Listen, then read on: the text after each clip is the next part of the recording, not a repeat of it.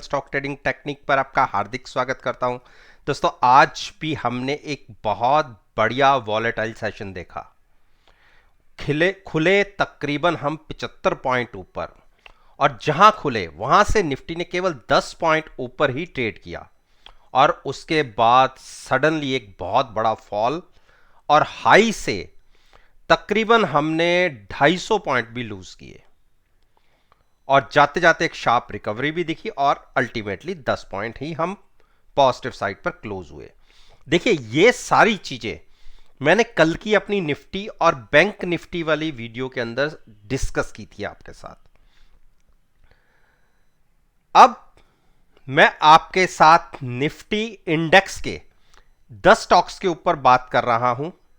इससे रिलेटेड रोज एक वीडियो मैं मार्केट ओपन होने से तकरीबन 15 घंटे पहले आपके साथ शेयर करता हूं, और जिस पर नजरिया मेरा अगले दिन का होता है। पिछली वीडियो किसी ने नहीं देखी इन 10 स्टॉक्स के ऊपर, जो आज सेशन कंप्लीट हुआ है, वो लिंक नीचे डिस्क्रिप्शन बॉक्स में है। आप उस वीडियो को देख के आज के सेशन को खुद कंपेयर कर सकते हैं, और साथ साथ में मैं बताऊंगा भी कि मैंने पोजीशन कैसे ली हुई है, आपको क्या कहा था, और कैसे रिजल्ट्स देखने को मिले। इससे पहले मैं आपको अपने व्हाट्सएप ग्रुप की परफॉर्मेंस भी आज बताना चाहूंगा।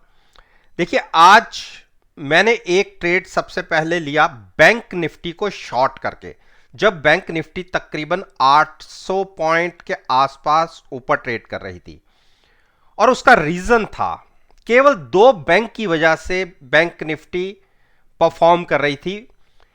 आईसीआईसीआई बैंक के रिजल्ट्स अच्छे थे, और एक्सिस बैंक के कल रिजल्ट है, उसकी एक उम्मीद के साथ।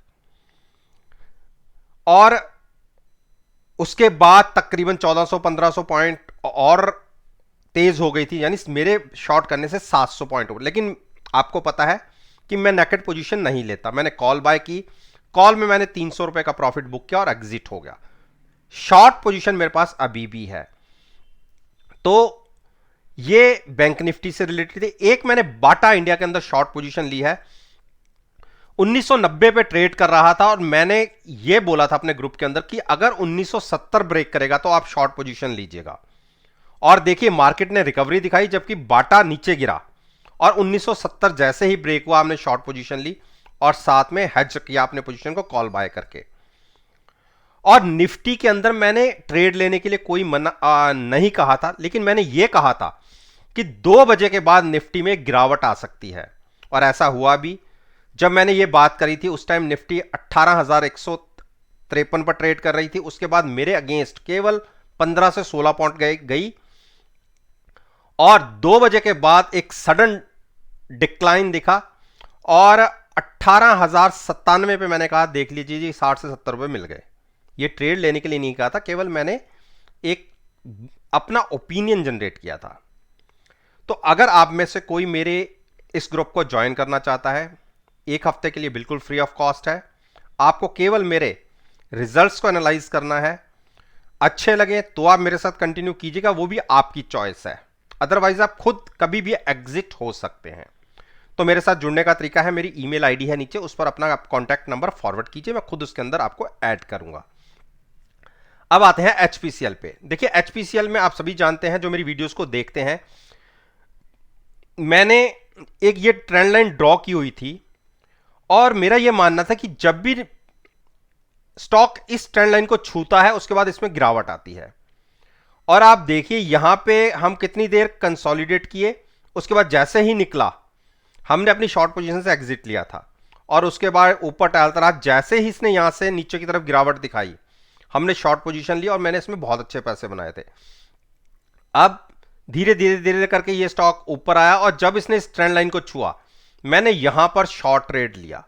यहां पर मेरा यह मानना था कि इस ट्रेंड लाइन को छू के एक बार गिरावट आ सकती है, और ऐसा हुआ भी। आप देखिए, 3 दिन हमने इस पर ट्रेड किया, एक बार हम इंट्राडे में ऊपर निकले, और उसके बाद गिरावट कंटिन्यू हुई।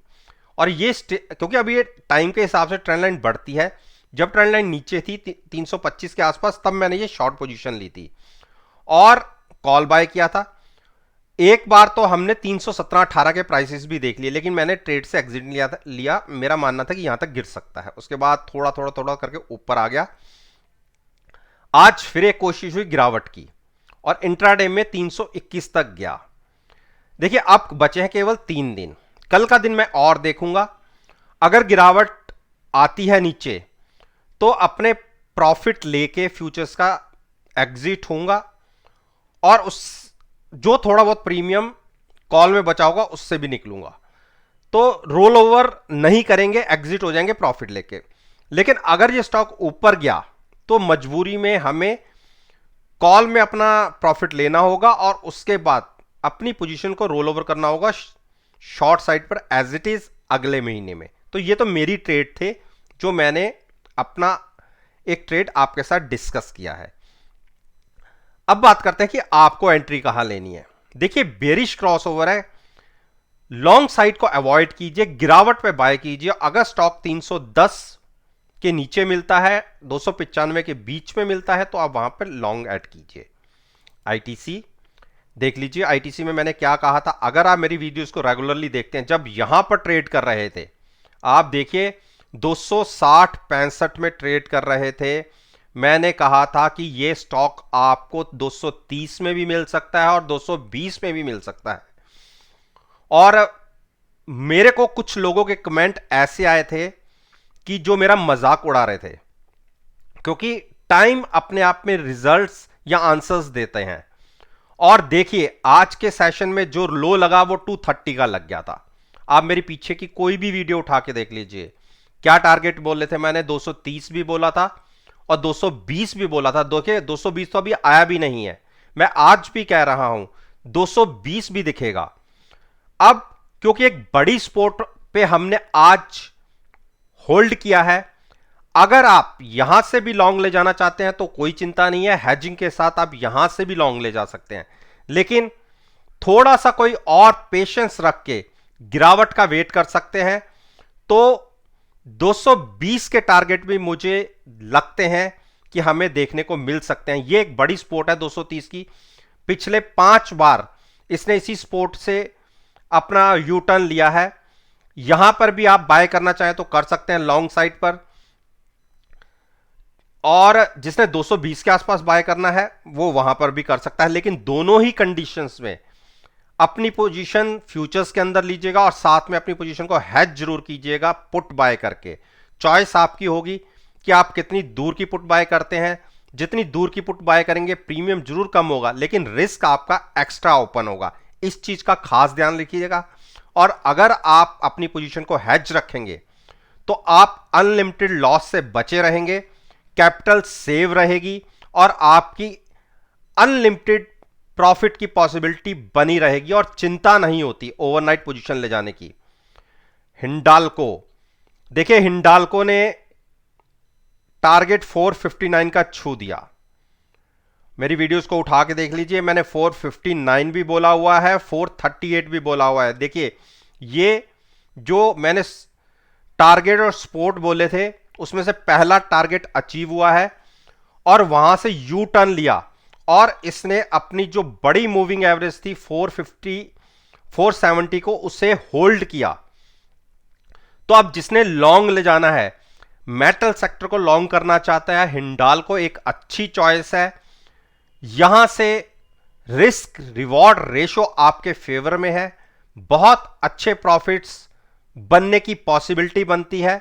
लेकिन ट्रेड आप फ्यूचर्स में लीजिएगा और साथ में पुट जरूर बाय कीजिएगा और कॉल बाय करके ट्रेड मत लीजिएगा।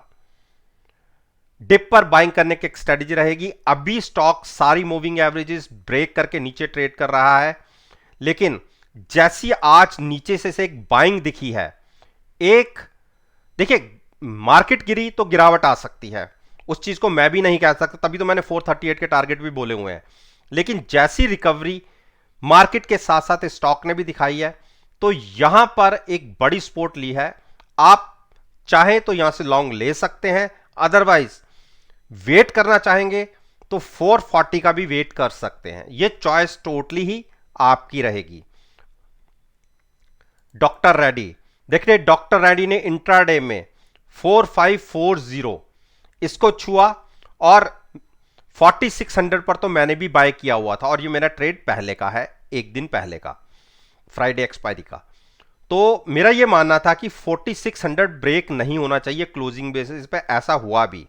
और जो रिसेंटली लो थे, बड़े लो थे 4500 के आसपास के, वो छुए आज के दिन में इस स्टॉक ने। नीचे से जरूर रिकवरी दिखी है, 3 दिन की क्लोजिंग लगभग सेम रही है।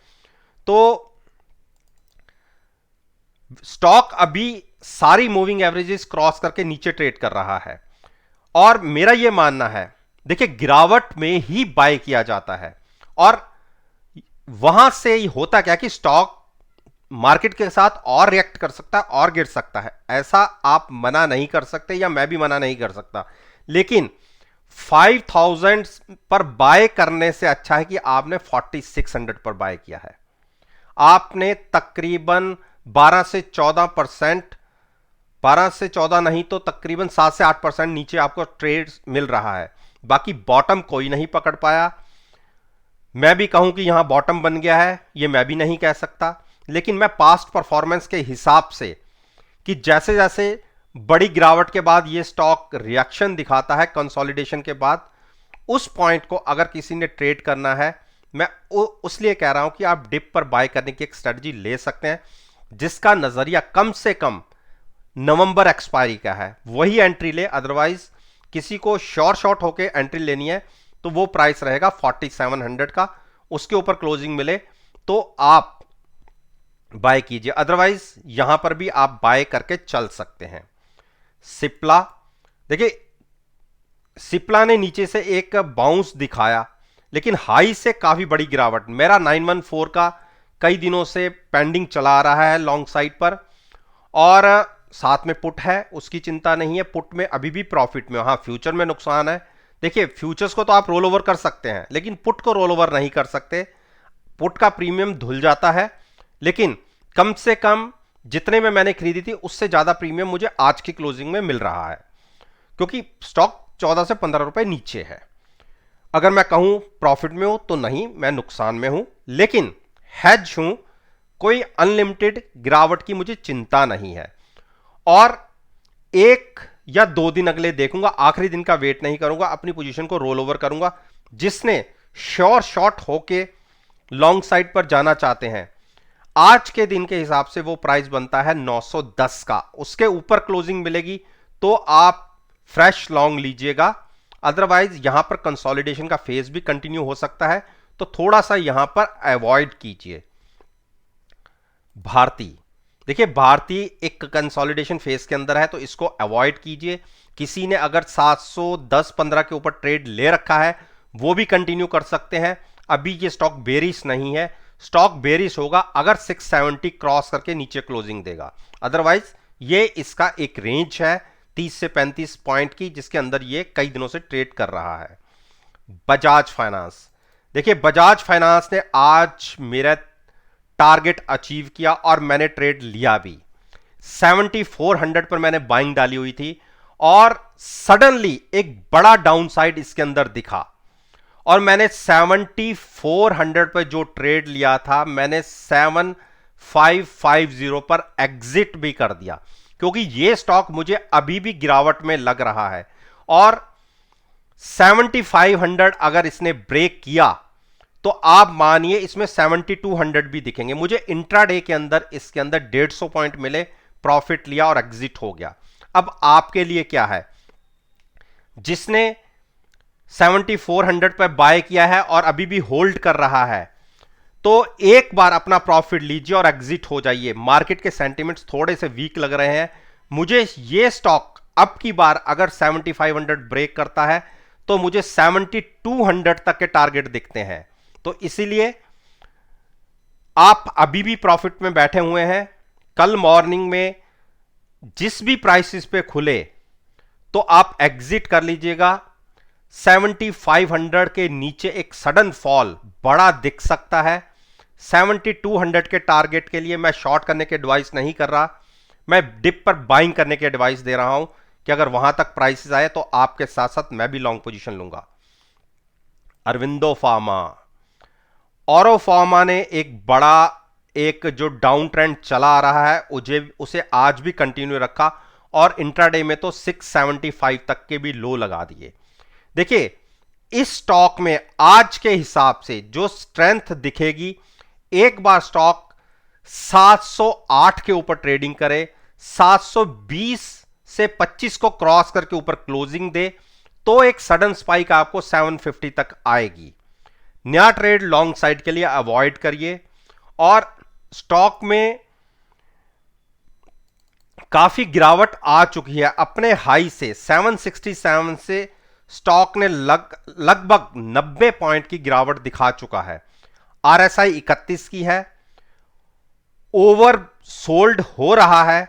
मेरे हिसाब से 675 अगर गिरावट में आता भी है तो जिसको नया ट्रेड लंबे नजरिए के लिए लेना है वो वहां पर भी ले सकता है। एक बाइंग तकरीबन 20 से 25 पॉइंट के लिए आप ट्रेड ले सकते हैं लॉन्ग साइड पर 675 के आसपास। अंबुजा, देखिए अंबुजा ने इंट्राडे के अंदर 367 तक के भी लो लगा दिए और पहले हम अच्छा प्रॉफिट लेके एग्जिट हुए थे। मैंने 380 पर यह ट्रेड लिया है, फिर से एंट्री ली है और पिछले 2 दिन से स्टॉक इसके नीचे ही ट्रेड कर रहा है।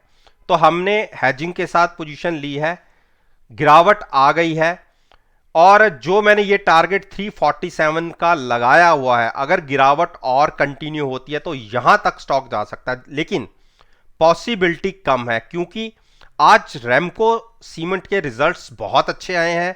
तो उसी वजह से इसमें नीचे से बाइंग दिखी और इसने क्लोजिंग दिखाई है 376 378। कल के दिन में अगर हम 380 के ऊपर ट्रेडिंग करते हैं तो 390 बहुत तेजी से दिख सकता है। तो मैंने तो वैसे भी नवंबर के अंदर पोजीशन ली है और मेरा नजरिया लंबा होता है और मैं पोजीशन लॉस में काटता नहीं हूं, तो इस पोजीशन को मैं होल्ड रखूंगा। अगर 390 क्रॉस होगा तो जैसा हमने यहां से बाय करके ऊपर पैसे बनाए थे, 390 के बाद ऊपर सेंटीमेंट्स चेंज होंगे, 400 तक के टारगेट आपको दिख जाएंगे। तो डिप पर हमने बाय किया है, जो इसका नजरिया लंबा हो वही लोग इसमें एंट्री करें। अदरवाइज ज्यादा सिक्योर होकर लॉन्ग साइड पर जाना चाहते हैं तो वो प्राइस रहेगा 390 के ऊपर क्लोजिंग आने का। चॉइस आपकी है, कहां पर आपको बाय करना है ये आप डिसाइड कीजिए, लेकिन मेरी एडवाइस ये होगी नेगेटिव पोजीशन मत लीजिएगा और कॉल बाय करके ट्रेड मत लीजिएगा। केवल और केवल हम 3 दिन एक्सपायरी में दूर हैं, प्रीमियम बहुत तेजी से रिड्यूस होते हैं और ट्रेड अगर कोशिश कीजिएगा नवंबर एक्सपायरी की लेने की, नवंबर में हो सकता है कि आपको एक 390 या 400 तक का एक मूव ऊपर की तरफ देखने को मिले। तो दोस्तों ये मैंने निफ्टी इंडेक्स के 10 स्टॉक्स के ऊपर अपना ओपिनियन आपके साथ शेयर किया है और मेरा यह मानना है कि अगर मेरी इस वीडियो को आप कल के ट्रेडिंग सेशन यानी कि 26 अक्टूबर के सेशन के साथ एनालाइज करेंगे, यकीन मानिएगा आपको बहुत अच्छे प्रॉफिटेबल रिजल्ट्स देखने को मिलेंगे। वीडियो अच्छी लगे तो मेरे चैनल पर मेरे साथ जुड़िए, चैनल को सब्सक्राइब कीजिए और साथ में बेल आइकन का बटन प्रेस करना मत भूलिएगा ताकि नोटिफिकेशन टाइम से आप तक डिलीवर हो सके। इस बात के साथ मैं आपसे विदा लेता हूं और एक नई वीडियो के साथ फिर से आपके सामने आऊंगा।